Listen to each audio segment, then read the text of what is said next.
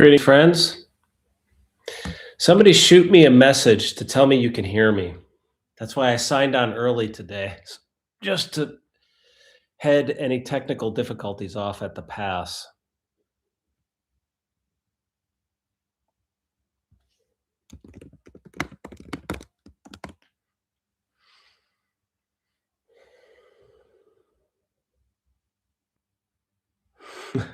All right, Fiona.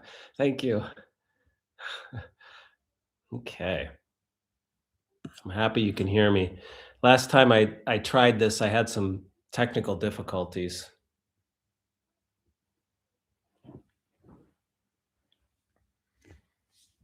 So we'll just sit here for a few more minutes, 5 more minutes to be exact, and then we'll start promptly at 6 o'clock.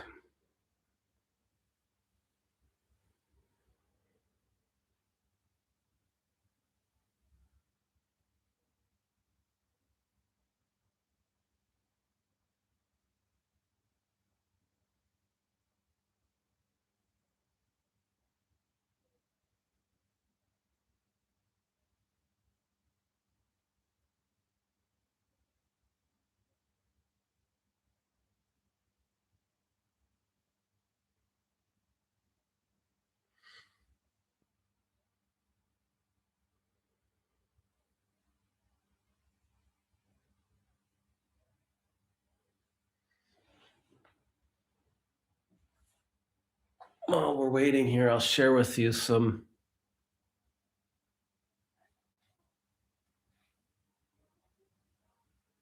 This is a little text by Shoto Harada Roshi, who is a teacher in the Rinzai Zen lineage. You can't find this anywhere. It's a self-published little missive on Zazen that I was just looking at. And he talks a little bit about Fukan Zazengi, which is Dogen's discussions on Zazen.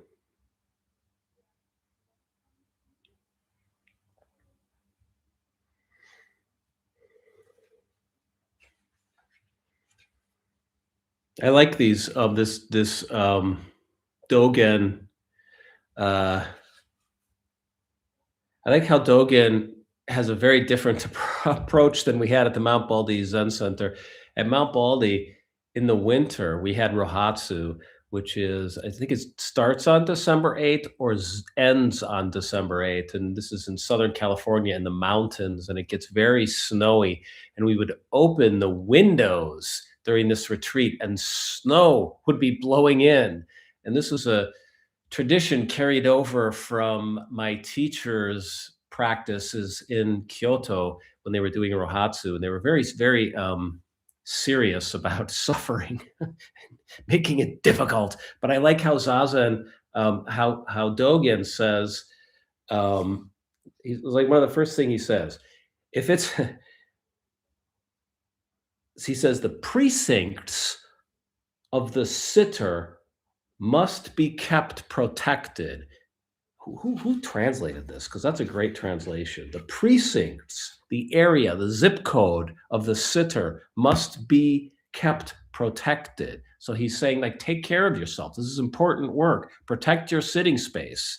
And he says, like, it's essential to keep your sitting space warm in winter and cool in summer. Again, very different than the Mount Baldy Zen Center where I trained at. But I like this approach. So if hopefully you found a quiet place in your home to sit where no one will interrupt you. Hopefully your phone is not in the room or is in airplane mode. It's real power to shut that phone off, to just shut it off, right? I have mine here, unfortunately, because I don't have my watch. I'm at my friend's house, and so I've got it on airplane mode, and I'm using it for timing. But in an ideal world, it would be out of the room. Not that we're doing this online anyway, so I don't know why I'm policing everybody's phone usage, but so hopefully you've got a space where you are able to commit to two 25-minute zazens and one 5-minute resting kinhin or resting meditation. Hopefully, you've got a space where you can do that without being interrupted. I mean, it's not always the case that we can make our way to a Zendo meditation hall or travel to Japan like my friend whose apartment I'm using right now. This is not my fancy fake fire. This is his fancy fake fire, which I have access to because he's in Japan, so I can use his apartment. So it's not always the case that we can go to a monastery, we can go to a Zen center, we can go to Japan. Okay, it's not always the case that we can find the perfect setting to practice in, but whatever setting we find, if we can sit quietly for a length of time, that's our Zendo. We're sitting quietly for a length of time today online. This is our Zendo. When I first met my mentor, he was his Zendo was a concrete room in a parking garage off of Sunset Boulevard in Hollywood. And you could hear the traffic going by, and the room was oftentimes a makeshift home for the unhoused. And so it was not the cleanest place, but it didn't smell great all the time. But he would come in, he would clean that space, and he would set up cushions for us, and we would sit there. And that was our Zendo. So you take your seat, and that space is your place of practice, whether it's online, in Japan, at your local center. So I'll just run through a little bit of Zazen instruction, about 10 minutes or so. That's the form that I do for this online sit. So when you go into Zendo, there's all kinds of form. You know, you bow when you enter, and then with your hands in gasho at a 45-degree angle, you walk in straight, sharp lines to your cushion. You come to your spot and you bow. If you're in the Soto lineage, you first bow to the room, if I'm remembering correctly, and then you turn around and you bow to your cushion, and then you sit down and face the wall. In the Rinzai lineage, you hands are in gasho, you come, you bow to the room, you sit down, and then you face the room. So the form, and then when you do that in a Zendo meditation hall, you see everyone in Zazen position, and you subconsciously assume that position yourself. But I like to give instructions on how to position our bodies and do the posture and sit Zazen when we do this online as a way to sort of unite us all in sitting because we can't see each other, we can't feel each other, we don't have the same proprioception of sitting on a cushion in a Zendo meditation hall. So, as part of the form, if you will, or the tradition for doing these Sunday sits, the ritual, I'll give a little bit of Zazen instruction. So, you can sit on a chair or you can kneel, sit seiza with a cushion under your butt, or you can sit down on the floor with your legs crossed. You want to make sure that your butt is elevated enough or your hips are elevated enough so that when you sit on your cushion, your knees are touching the ground. So that's important to have a solid sitting position. Now, I just I don't have my Zazen cushion here at my friend's house. So I just literally found somebody was giving away some stuff on the street, right? And I grabbed this, A, because I need a new pillow, and B, because I wanted to show you that you can just use something like this, a nice pillow. So I've got this flat cushion underneath this nice free pillow I picked up on the street. And lo and behold, I am elevated enough off of the floor to be able to cross my legs and have my knees solidly touching the earth. So I have this connection with the ground. So make sure your butt is elevated, your hips are elevated, so your knees are touching. Now you're forming this nice triangle. Both knees are touching the ground. Top of your head is like the top of a mountain. And when we sit, we're like mountains. My teacher used to do calligraphy. He'd do this quick calligraphy, and he was doing Bodhidharma, the founder of the Zen lineage, in this calligraphy. But you couldn't tell if it was a mountain or a man. Bodhidharma is the founder of our school, and it's from him that we get this practice of sitting like a mountain, sitting solid but alive, right? Mountains are so alive and they're so quiet. Life can be so powerful when it's as still and strong as the mountain. So we're like a mountain here. The 2 points of a triangle are our knees touching the floor, and our head is pointed upward at the ceiling. Breathe in, breathe out, and rock a little bit to the left and to the right so that you can kind of find your center, right? So that you're sitting straight, sitting upright, but not rigid, not stiff. Oh, take some breath. Inhale. You had a long week, man. You lived a human life. Wasn't easy. You were brave. You should acknowledge it. Breathe in. Breathe out through your nostrils. Let your diaphragm relax. Breathe out, exhale. Let your chest relax. The muscles in your jaws relax, right? Your brow. Look at these wrinkles. My face needs to relax, right? Let your mask drop. The flesh of your face relax. Breathe in, breathe out. If you're sitting on the floor, you cross your legs. You can do the Burmese, which is just a basic cross-legged position, nothing fancy.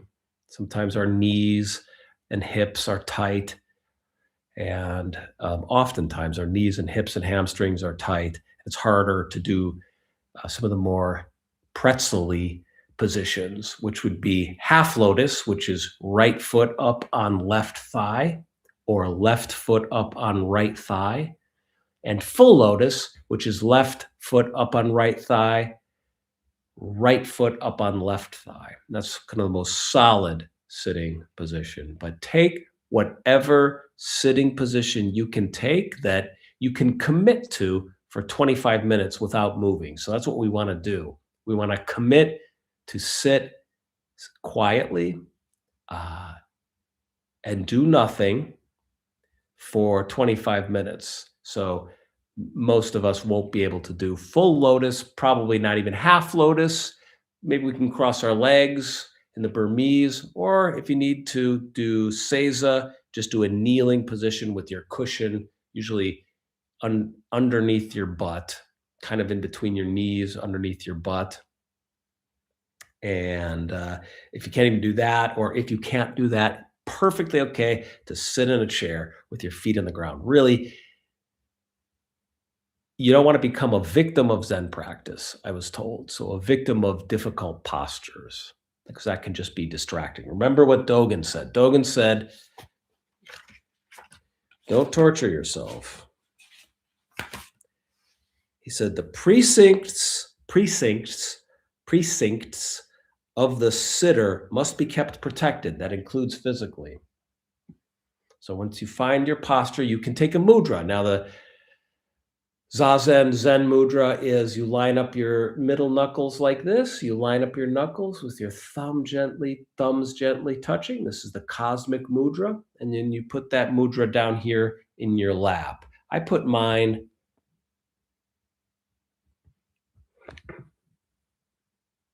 kind of here, right at my diaphragm, which is right here, my belly. My belly button is right here. And I put my mudra right here.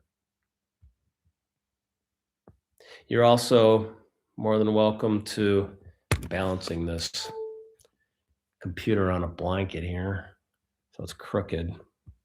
You're also more than welcome to just place your hands just flat on your thighs. That's perfectly fine too. And once you've taken your posture, breathe in through your nostrils and out through your nostrils. Relaxed, complete, natural breaths in through the nostrils and out through the nostrils. My friend once told me, exchange thinking for breathing. That's all.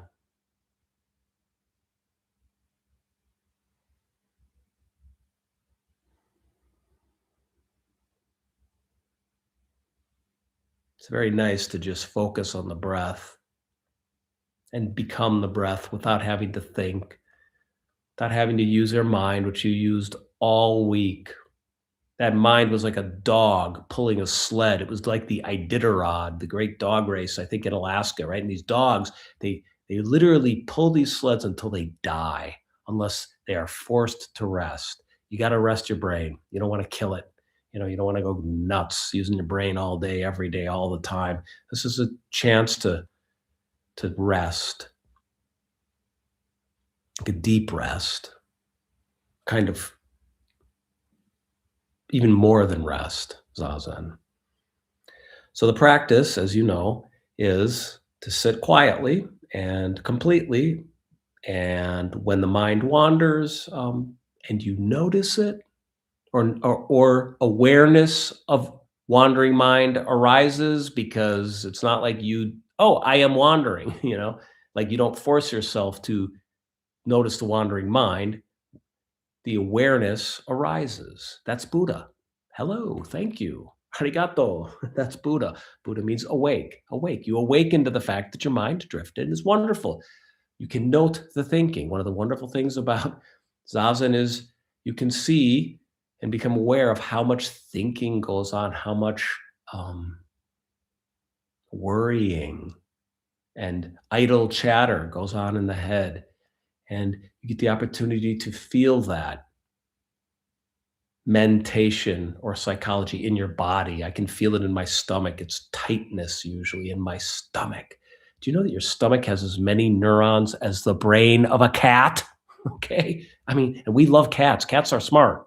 Okay. I looked this up on the internet and I think it's true. The stomach has as many neurons as the brain of a cat. So I feel all my thinking, all my worries, all my hopes, all my dreams that are clattering around in my brain.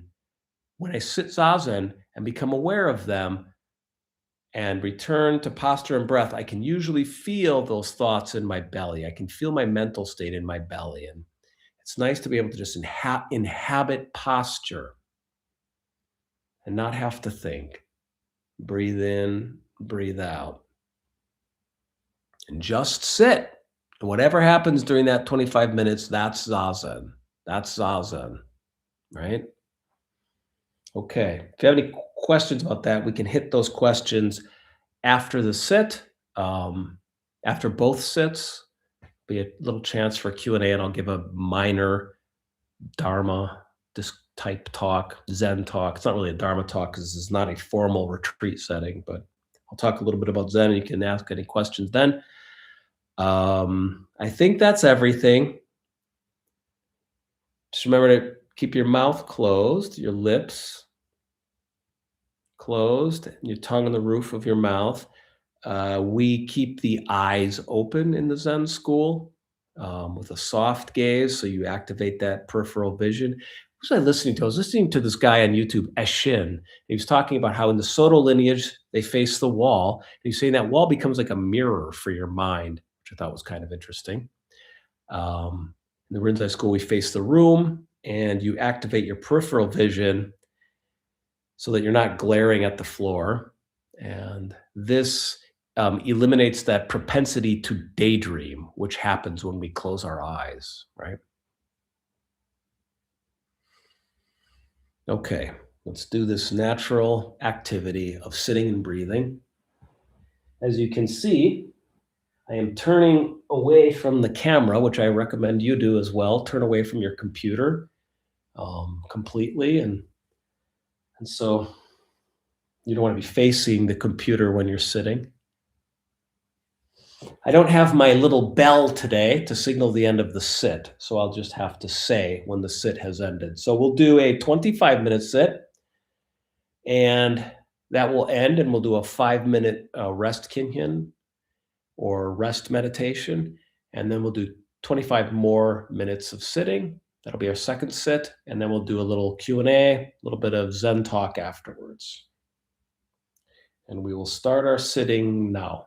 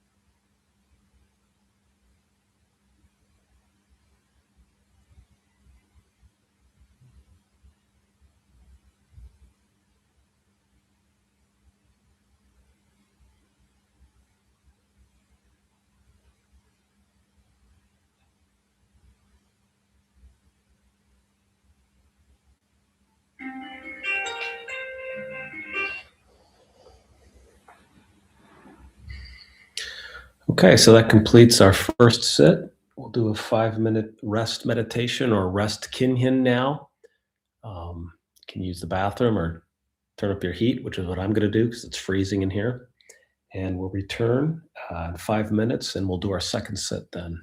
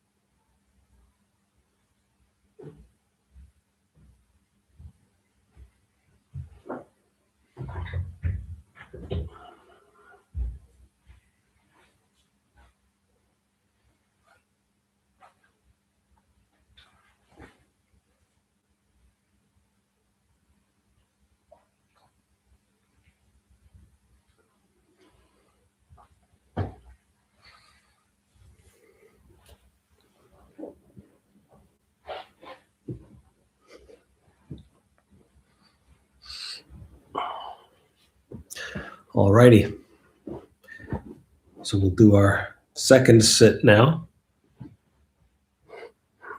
You can change the cross of your legs.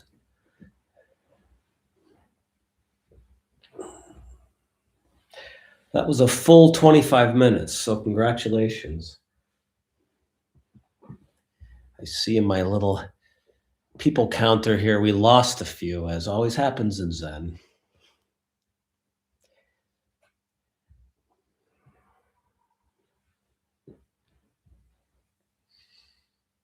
So we'll sit for another full 25,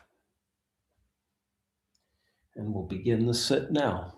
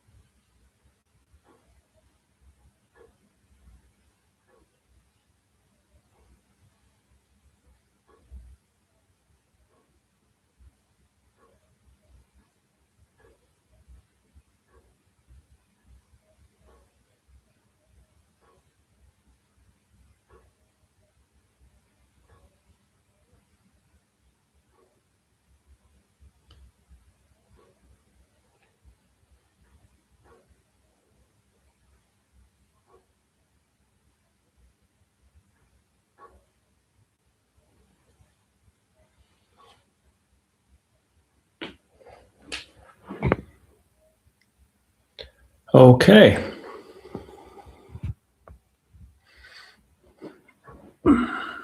we did it.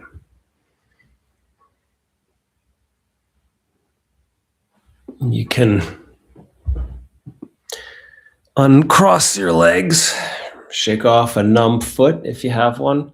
Usually, this is the sit where people have numb feet because the first sit we usually automatically do what feels comfortable. For me, that's my right foot up on my left thigh.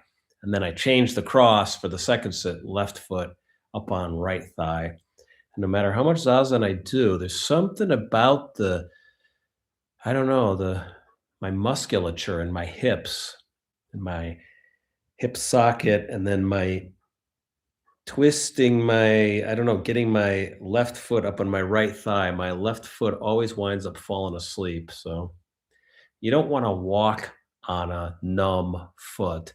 Um, an immediately numb foot because you'll just keel over and you can twist your ankle. So you want to kind of shake it out a little bit before you walk on it. Okay, that was another solid 25. Congratulations, gang. We did it. Looks like I might have a question here. Okay, let's go right into it. If the purpose of Zen is awakening, if, that's a big if. It's a big if. Because what does awakening mean? What does awakening mean? Um, I haven't read the rest of the question yet, but it's a big word. But lately, I've been thinking about how one of the benefits of the practice, one of the cornerstones of the practice is finding a way to work with suffering. So that sometimes this is these are the four noble truths, right? That's the third noble truth in my translation of it. Um, the first noble truth is suffering. Okay, there's suffering. So the situation is not how any of us probably would have designed it. I mean, if we had designed planet Earth, we wouldn't have made genocide, starvation, the the career of Jake Paul. These would not be possibilities in any world I designed. Okay, there would be no pedophilia or war or military actions, police actions abroad, whatever we're calling the current war. There would be no situation where war would arise, right? So we live in a world that's off, um, that's challenging, wherein there is suffering. That's the first noble truth. The second noble truth is suffering is caused by tanha or craving. Okay, now this gets interesting. There's kind of an interpretation on the situation of suffering. We want things to be different. I want things to be different. I want there not to be a military action abroad in Iran. I'm not just getting political here. I just don't like bombs. I'm not saying we should or shouldn't be bombing anybody anywhere. I'm just saying I crave a different situation, and that causes suffering. I wake up and I look at my phone and I'm irritated and I suffer because I crave reality to be different. The third noble truth, there sometimes this gets translated as there is an end to suffering. I find that to be difficult. And I heard a Zen teacher once say, it's better to talk about how suffering can be worked with. You can work with it. I like that. That like that feels good. Like the end of suffering, okay. It seems to me every moment is new and brings new challenges. And what I like about the third noble truth is this idea that we can work with suffering and grow through it. Okay. My mentor used to tell me Zen is all about turning suffering into love, true love. Okay, and then the fourth noble truth is the eightfold path. Right effort, right view, right intention, right livelihood, right speech, right concentration, right action, right meditation, right? And you can take those that eightfold path, you can turn it into three categories, right? Prajna, sila, and samadhi, or practice, wisdom, and conduct. You put the wisdom of the lineage into practice through your behavior or your conduct. And you can take those three categories of the eightfold, in which every part of the eightfold path can fit. Take those three categories, you can reduce it to one word in Zen.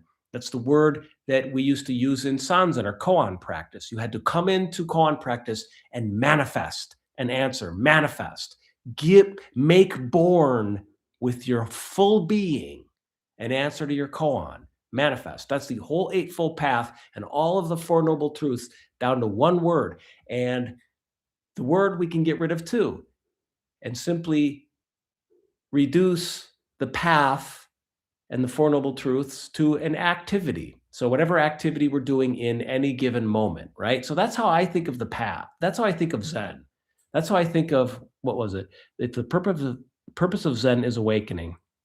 I mean, I try and I try and I try and do that manifest teaching, right? And what that means to me is, okay, I'm in a moment. For example, I was out to lunch today and with my girlfriend and her brother's partner, and we were talking, and someone got a little bit heated, um, and instead of checking out or becoming upset myself or becoming scared or frightened or nervous or anxious or embarrassed or whatever the thing is, I brought my attention back to the people at the table and held it there, and tried to be in the moment, right? Be there, stay instead of turning away. So the activity of that moment was to be with the people at that table, not to get lost in my head, right? What does awakening mean? I don't know. Awakening, schmakening. We're human beings. We awakening in the morning, and we're tired and we got aches in our back, right? We've got to make coffee and there's no coffee, and then we grind the coffee and there's still a mess from the other day where coffee was ground, and there's it's a world that it's not a awakening is a romantic word. I prefer the idea of suiting up and showing up as best I can every day for every moment, right? And my mind so often goes into fantasy and into self-protection and into delusion and into selfishness and into greed and into anger. Greed, anger, and delusion, the three poisons. That can be like my default. And awakening, it is awakening. You're right. It is awakening. And awakening is when I'm drifting into those moments, this awakening happens, and I can see that I'm manifesting one of the three poisons, and then I bring myself back to the activity of the moment. You're correct. We got there. If the purpose of Zen is awakening, okay, now I'll read the rest of the question. It is awakening. It's just awakening to the fact that we're manifesting ego and then coming back to the activity of the moment, whether it's sitting like we just were and breathing, right? Or opening the fridge door and making lunch, or sending an email, or being in an uncomfortable conversation. It's being present and in the moment instead of um, being driven by fear or greed. Okay.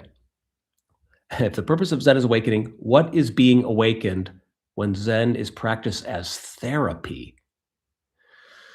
I'm not sure what that means. I'm not sure what that means. When Zen is practiced as therapy. We did the first half of the question. That's enough. That's enough for this time. But thank you for that. It's a great question. What is being awakened when Zen is practiced as therapy? I'm not sure. I'm not. I mean, I think it seems to me that therapy is one thing and Zen is another thing, and they're very compatible. If we're talking about therapy as um, psychology, or going to see a therapist, working with our mind, working with our emotions, working with our heart, working with our past, and working with the therapist to do that. I knew a lot of therapists who were also Zen teachers, and they found the two disciplines very compatible. Um, But Zen is Zen, and therapy is therapy, I think. And I'm not sure if that fully answers your question. Um, you can type a follow-up one in there if you want. Okay. Social complexity Dino Carpin 6372. There's a crown and a number 3 by your name. During the meditation, social complexity Dino Carpin 6372 asks, during meditation, should we focus on breath or something else? Okay, so I was kind of, this is a good question. I mean, it's a tricky question, right? Because what do we mean by focus? Um, so I think the breath is, if you're going to focus, I think the breath is the best thing to put your attention on. Now, I find the more I sit, the more I live, the less I understand Zazen, the less I understand what's going on, the less I understand how to do it, the more intuitive it is, the less the less effort I want to put in, and yet the more kind of focus I can feel about it, just sitting and doing it, almost without focus, but just doing it. There's this word in Zen, Japanese world called taitoku. I'll type it out here. Taitoku. It means to apprehend with your full body. To apprehend with your full body. Focus sometimes sounds like you're doing it with your head, right? Um, but there's this other type of focus where you're doing it with your whole body, and there's no thinking, right? There's just doing, just sitting, and the exhale is happening and the inhale is happening, and there's awareness manifesting. In fact, I was just doing it here. There's birds in a courtyard here, and it's birds are the best, and they sing these songs that are so beautiful. And in while they were then suddenly they stopped. But for a while, they were really singing their dusk song, the song of dusk that the birds sing when the sun is going down here in Vienna. And so I was listening to them, and I don't know where my focus was necessarily. There's just awareness. I was sitting, and awareness was happening of the birds, and I was doing that breath. So your question is correct, and the answer is yeah. Focus on the breath, do the breath completely. Focus so completely that there's no more focus. There's just breathing. And then you realize you were just breathing. Now you're thinking again, right? You're thinking because the thinking mind arose. But fortunately, awareness of the thinking mind also arose. And you're like, oh, I'm thinking about how I was just breathing. And then you do that, you give yourself back to that breath. So my mentor used to tell me, how do you think about this word? You can call it focus, you can call it effort, you can call it sincerity, doing it completely with no holding back, right? It's like your question is like this. When someone hands you a baby, should you focus on your arms and the how you hold the baby? Should you focus on, holding it by the back of the head and cradling it in the crook of your arm? Should you focus on your arm posture, or should you focus on the baby's body?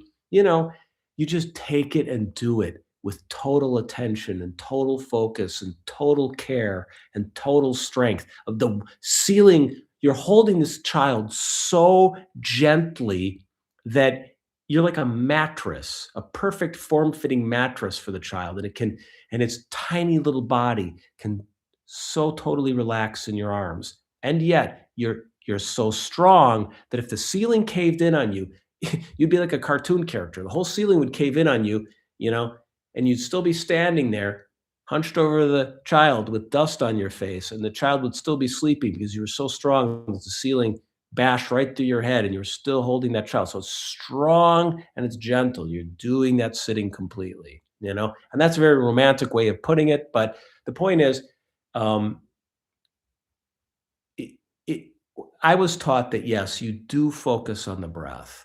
And I was also taught that in some sense, anything you focus when you focus on anything, if you focus completely on any activity, it becomes meditation. So when you're raking, you do the raking activity completely, focusing on that, focusing, giving it your attention, giving it your attention, giving it your attention until there's no separation between you and the rake, right?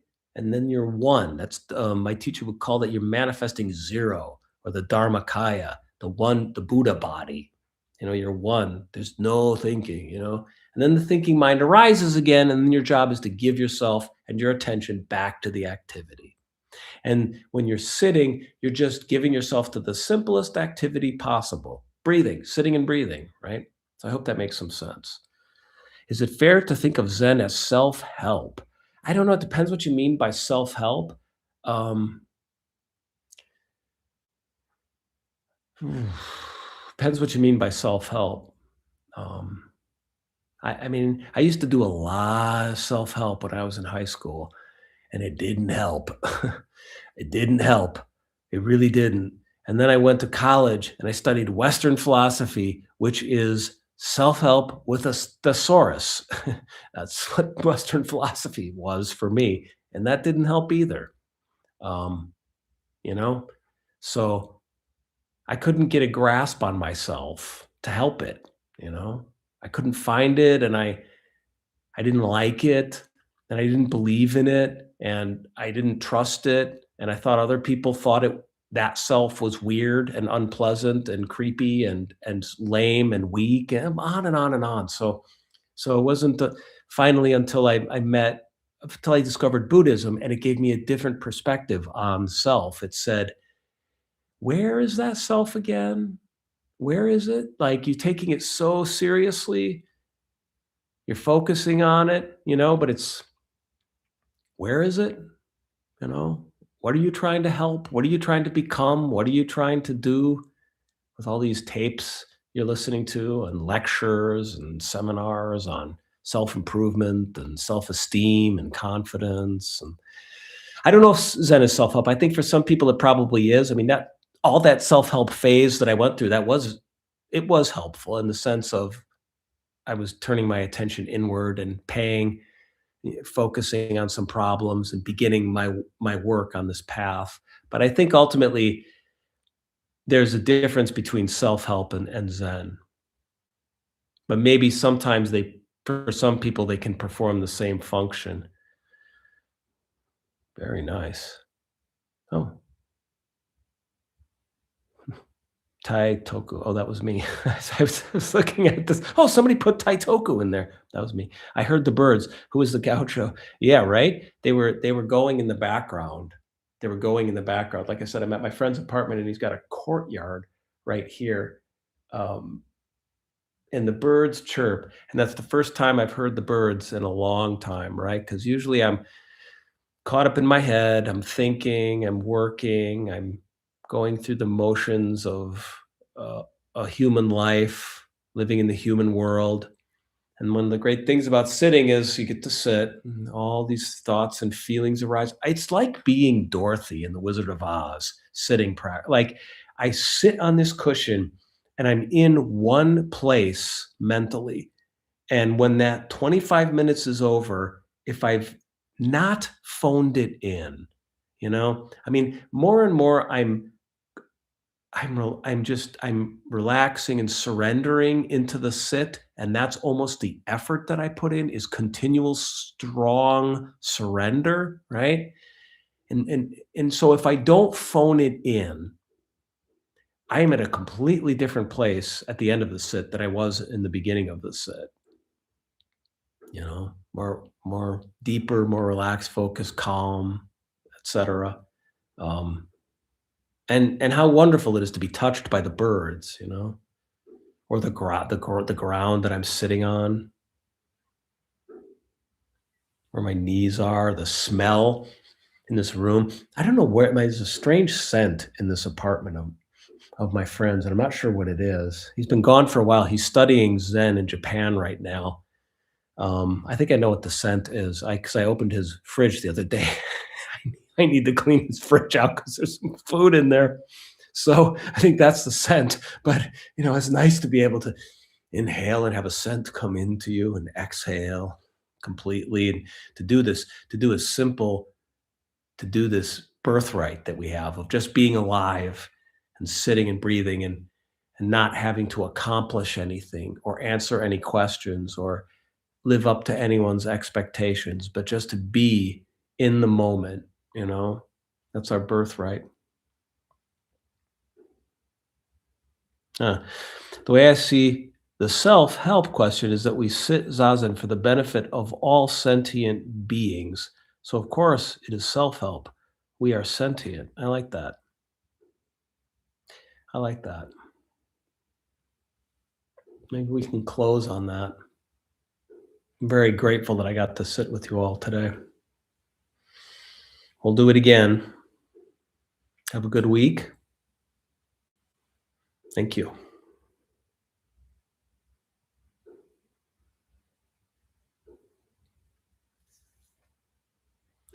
Tschüss, as they say in Austria.